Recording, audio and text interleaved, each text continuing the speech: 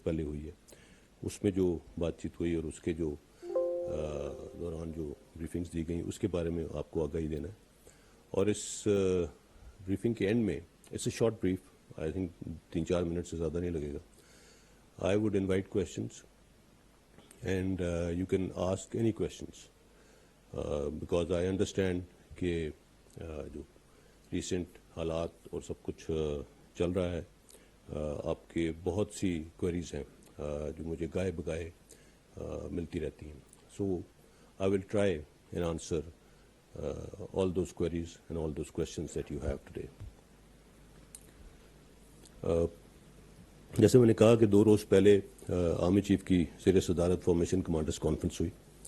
اس میں تمام corps commanders, principal staff officers اور پاکستان آرمی کے تمام فارمیشن کمانڈرز نے شرکت کی. کانفرنس کے شرکاء کو پاکستان آرمی کی پیشہ ورانہ سرگرمیوں کے ساتھ ساتھ بین الاقوامی اور خطے کے حالات کے تناظر میں جو سیکیورٹی چیلنجز درپیش ہیں ان کے حوالے سے سیکیورٹی اور انٹیلیجنس بریفنگز دی گئیں، اور اس حوالے سے ان چیلنجز سے نمٹنے کے لیے حکمت عملی جو وضع کی گئی ہے اس سے بھی آگاہ کیا گیا. پاکستان کی داخلی اور بارڈر سیکیورٹی مستحکم اور انٹیکٹ ہے، اور الحمدللہ ہم مکمل طور پر فوکسڈ ہیں. مسلح افواج اور متعلقہ ادارے کسی بھی صورتحال سے نمٹنے کے لیے ہم وقت تیار ہیں. اسی فارمیشن کمانڈرز بریفنگ میں آپریشن رد الفساد کے تحت جاری انٹیلیجنس بیسڈ آپریشنز اور ویسٹرن بارڈر مینجمنٹ کے حوالے سے بھی تفصیلاً آگاہ کیا گیا.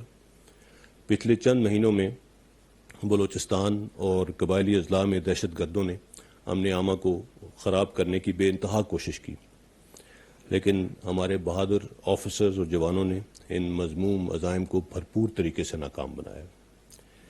اس سال کے پہلے 3 ماہ کے دوران 128 دہشت گردوں کو ہلاک اور 270 کو گرفتار کیا گیا،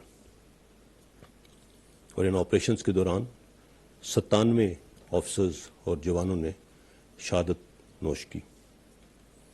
پوری قوم ان بہادر سپوتوں اور ان کے لواحقین کو خراج تحسین پیش کرتی ہے. دہشت گردی کے خلاف ہماری قومی جنگ انشاءاللہ آخری دہشت گرد کے خاتمے تک جاری رہے گی. اسی دوران عالمی امن کے قیام کی خاطر اقوام متحدہ کے تحت امن مشن کانگو میں تعینات پاکستان آرمی کے 6 آفیسرز اور جوانوں نے 29 مارچ کو فرائض کی ادائیگی کے دوران جام شہادت نوش کیا. اب تک پاکستان فوج کے 168 افسران اور جوان مختلف UN مشنز پر انٹرنیشنل پیس ایفرٹس کے دوران اپنی جانوں کا نذرانہ پیش کر چکے. ان قربانیوں کا اعتراف اقوام متحدہ میں اعلیٰ ترین سطح پر کیا گیا.